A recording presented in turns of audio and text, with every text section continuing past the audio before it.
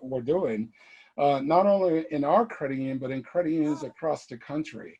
Because I still firmly believe, even though I run Georgetown Federal Credit Union, that Congressional may not be the biggest credit union in the country, but it's the most important credit union because of the constituents that it serves. And so my job did not end at 5. So it's a different situation being a CEO. You know, I've developed a way of just kind of leaving work at home and, you know, and just enjoying my life while I'm at home. So that's good. Yeah. So Wesley, question I have for you is, what are the challenges that present you from decompressing after the long days at work? Yeah, so, you know, I think to your comments of being in public relations, I'm in IT. And so for anyone who knows the IT guy, we're expected to always be on, right? And so that is a huge challenge for me, because where I would love to turn off the cell phone, put the computer away, if home banking, online banking goes down, you know, unfortunately, they're not calling the operations manager at that point. Somebody's blowing up my cell or my email.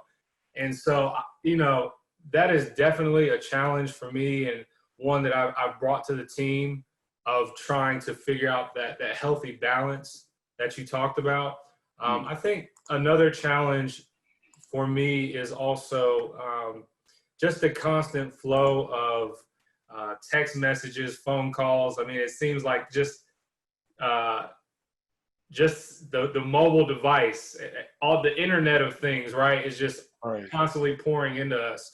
And even, you know, a challenge of coming to a meditative state, decompressing after work, when I come home and have to show up as a father, I have to show up as a husband. And so, you know, there's a lot of times, especially now because I'm working from home, where, you know, I'm not driving to and from my office where I may have that time to decompress in a car. It's, you know, I leave an IT space where I'm on and still on, to having then transition into also making sure I'm on as a father and a husband, because my son and my wife deserve that from me, right? And so there's definitely some challenges there. And you know, I will be honest, I don't have all the answers to how to work through that. I think it's kind of like you said, it's developing that balance, finding the spaces where I can disconnect, have that decompressing time. Well, if I can add to that, you know, I know it's different from men who with families and children and so forth. As a, you know, I don't have kids, so it makes it a little bit easier for me to decompress a little bit. But if you could find some space for yourself, you know, and just kind of, you know, even if it's for 10 or 15 minutes, I think that would help one to kind of separate from work and sort of relaxed a little bit more. I know for me, when I come home, I take at least an hour, maybe 2 hours, to just sit in my space and just be with me. And it may be that I might be listening to music, or I might be picking up a book that I was starting to read. But I think it's important to kind of be with you and to kind of think about perhaps not what has happened in the day, but to think about what you can do to kind of make time for yourself and those that are around you. I really, for me, it works so well. And certainly in the age of COVID, it's a little bit different. Even though I still use that hour to just kind of be with myself, I still think about COVID and the impact that it's having, not only on my schedule and my way of life, but I worry a little bit about my family and, you know, how they're going through that. So I get it that when you have a family, Um, and of course, IT, you're on call 24/7. Uh, but if you can try to find just a little space for yourself, even if it's outdoors, even if it's a hobby that you're doing, um, you'll find that you're a little bit more at ease with the things that you might be worried about, and you can get a little bit more handle on it. That's good. That's good. Thank you for that. That's good. Let me just remind you guys before I go into the next question. I see there's some good stuff coming in the chat. If you came in late, Troy is posting the questions that Michael and I are asking each other. Let me encourage you, if you have a good response or something you want to just get off your chest, please post it in the chat. We'd love to hear from you.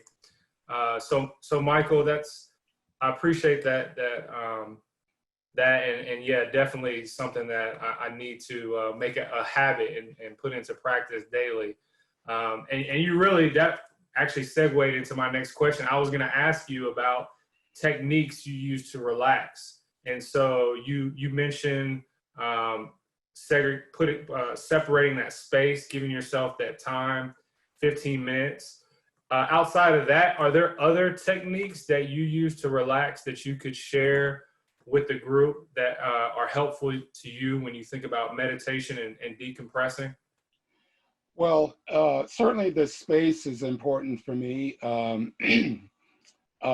It provides a time for me to think about happy thoughts of family members who are no longer with me. Cooking relaxes me. Anybody who knows me knows that I enjoy cooking, and I enjoy, you know, sitting on my deck of my home at dawn, at dusk. I'm an early bird. I wake up at 5:30 in the morning, and before I go to get into my car, I go up on the deck and I just kind of sit there and I just look around and I look at the sky and I look at the sun and I just think about things that, that comes to mind, especially in my boyhood years. And, it really, really relaxes me and it gets me prepared for the day. The same is true at night. After having this martini, later I'll go up on the deck and just sit peacefully because it's the quietest time, certainly in Washington, where I could be, especially on weekends. Also, reading takes me away from the things that are, the COVID, for example. I'm reading a lot of books now, especially books on relationships and places that I've never been, books about life 100, 200 years ago.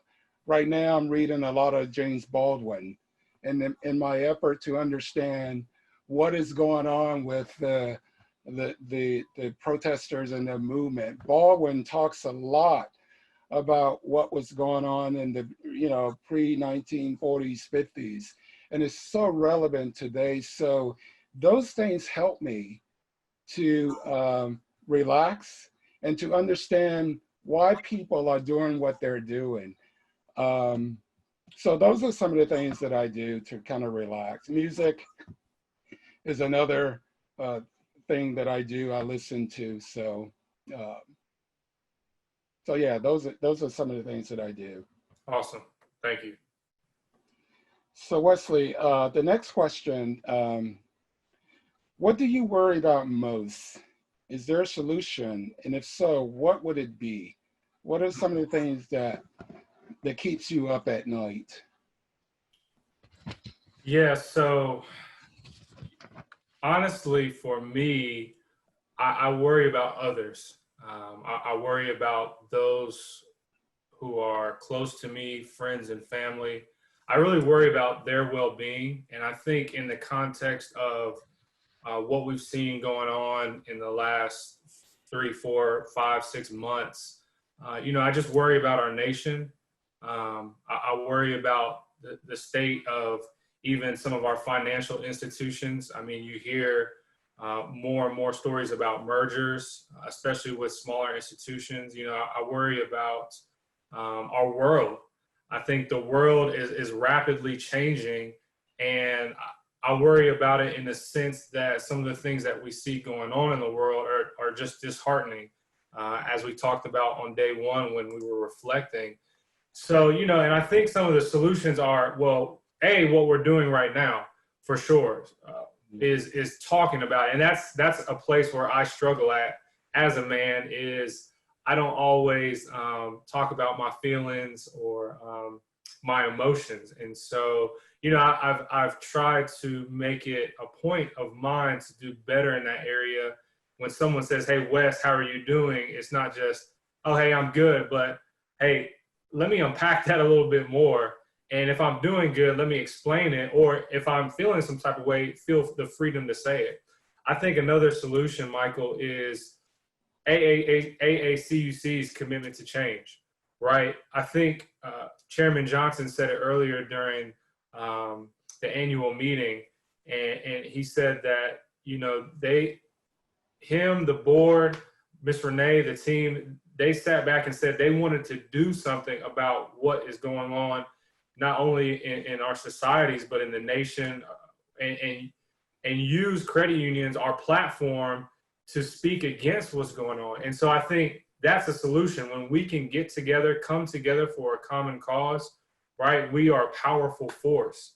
And so I definitely think that's a solution. I think we got to get out and vote. We got to be leaders in our own environments, right? And so where we feel worry, where I feel worry or anxiety or stress, I have to acknowledge it. And then the solution is, as you said, let me sit back, reflect on that, and figure out what can I do to get through that? What can I do to help others out of that? So I'm sure others have some great solutions. I hope it's, as a matter of fact, let's, Troy, if you can, I'm gonna get you to unmute, Troy. I know you've been monitoring the chat. Before I ask Michael the next question, is there anything that jumped out, somebody else that answered, perhaps that you want to share? Yes, question 2 about decompressing. Willis had a pretty good suggestion. He said they have an on-call engineer rotation, as well as on-call manager rotations and on-call senior management rotation within IT. Says maybe the credit union may or not be able to scale at that level. The rotation could work out. At least you know when you have to be on call and other times when you can relax and when you go home. So I thought that was a pretty good suggestion.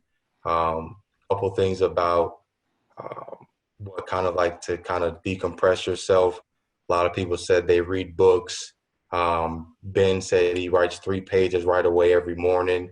It tends to get the clutter out and it kind of resets him for a new day. I kind of like that idea as well.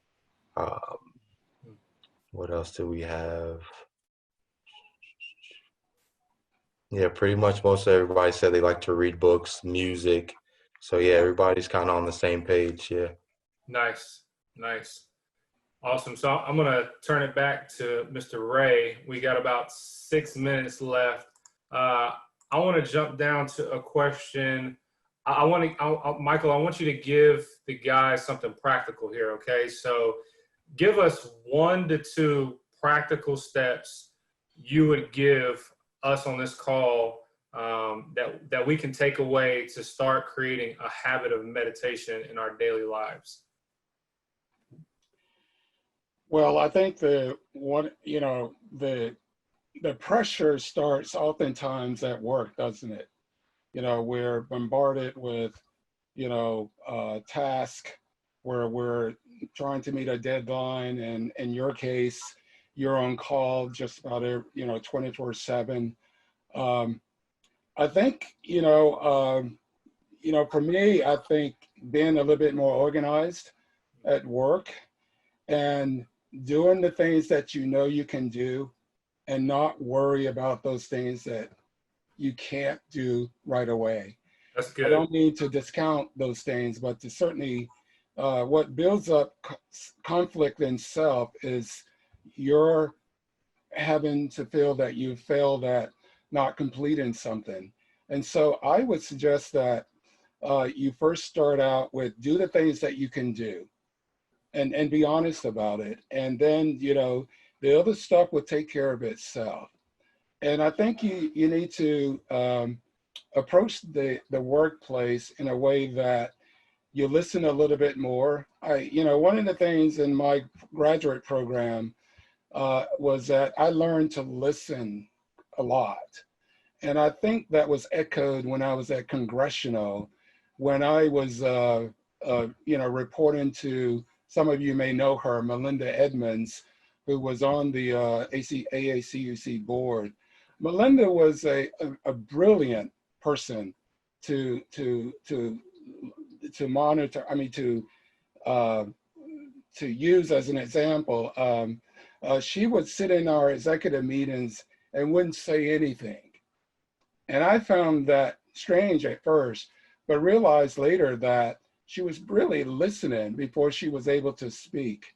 And so I think that is one thing that you might want to, develop a little bit more. I talked a little bit about those quiet spaces, and I can't emphasize that enough, because we're so bombarded when we get home, and then certainly in your case, Wesley, with family and kids, you really want to find some time for yourself. And I don't mean going out with the guys, but really sitting down with yourself and thinking about who you are, and where you want to be. Because no one in a bar or and certainly, I don't know, within this group that can help you do that. You can do that if you have space to do that. And being upfront with family to say, I need this time to think. And it may not be thinking about the issues or problems that are in your life, but just simply, for me to think in my space is to think about my siblings and to think about, my sister, Barbara Jean. And, when I hear Aretha Franklin, I think about her and what she meant to me. But I think also, and I know this is not easy for many of you, but, leave work at work. It interferes with your family life in a way that you sometimes don't, realize. So develop the gift of separating work from your home life. And I think you'll find that you'll be a little bit more fulfilled, and your families, certainly they would appreciate you more. That's good. That's awesome. Yeah, I really appreciate you saying that. And I think, I have like 4 takeaways already that I'm walking away with. And Jamar, I happened to peek over in the chat, and yes, you're right. We got to make these longer, because I think this has been my favorite session so far. And we'll definitely, I'll take that as a takeaway for next year. We'll make something happen, or we might just have to do something outside of this. But Michael, let me thank you. We're right at 7, and I do want to be respectful of everyone's time. I really appreciate you jumping on and sharing with us. Troy, I want to hop over to you real quick. Anything else in the chat that stood out? I saw there was a lot of dialogue going on. You want to just give us maybe 1 or 2 pieces of insight there? Yeah, I was going to actually mention, we got to make these a little bit longer. That's what everybody's been saying. Was one, I'm trying to find it here, that Kevin mentioned. If I can find it, he says, Kevin says he handles the question 5 by clarifying what is important and what is not. Everything does not need to be done or need your attention. So I think that is absolutely speaks volumes. And one thing I always hear from a lot of people is you can't put 48 hours in 24 hours. So you really got to prioritize things. So that kind of speaks to it. Cedric stated, set a daily time frame or whatever cadence you need for meditation. Let others know in advance of your meditation time that's set aside for you. And 2, schedule time on a calendar and set reminders. So, yeah. That's awesome. Yeah. Good. Kevin, if you guys don't know Kevin, he's the man, by the way. Y'all need to go connect with Kevin on LinkedIn. He's got some good stuff going on right now with diversity, equity, inclusion, some really powerful work. Kevin and I had an opportunity to be on a panel. I think that was like 3-4 years ago now, Kevin, 2? Yeah, so time flies. But we're right at 7:01. Let me just give you this quote one last time. As a matter of fact, let me just read the definition of meditation one more time. Meditation, again, isn't about becoming a different person, a new person, or even a better person. It's about training in awareness and getting a healthy sense of perspective. You're not trying to turn off your thoughts or feelings. You're learning to observe them without judgment. And eventually, you may start to better understand them as well. And so let me encourage you guys. If you're like me, I'm already like thinking I need, like Cedric said, I'm going to go set my calendar for the 15 minutes Michael told me about. Get into that perspective. If you're not one who meditates, let me encourage you to start that daily habit. Michael gave us some really good practical steps to doing that. There's some great dialogue in the chat. Tomorrow, we have another very great session coming up for you, collaboration, actually being put on by my best friend, Andrew Vassell. He's the founder of Preparing Now for the Future. He's led the mentorship group, or excuse me, the internship group at AACUC, and I'm really looking forward to his presentation tomorrow. So I wish we could go longer, but I got to be respectful of everyone's time. Michael, again, thank you. Hey, one last thing before I let you guys go. Connect with somebody on here, all right? There is currently 29 participants. It would be a shame if you didn't go find someone on LinkedIn. As Michael said, connect with someone, and we all have something to learn. We all can grow, and there's a lot of awesome people on this call who we can continue to bounce ideas off of outside of this. So let me encourage you guys with that. Be blessed. Have a good evening, and we'll see you guys tomorrow. Okay. Thanks a lot. Great to see you, Michael. Likewise, Ed. It's so good to see you. Thank you. Okay, Thanks, Michael. take care. Thank you, Thanks, Michael. gentlemen. Adrian, take care.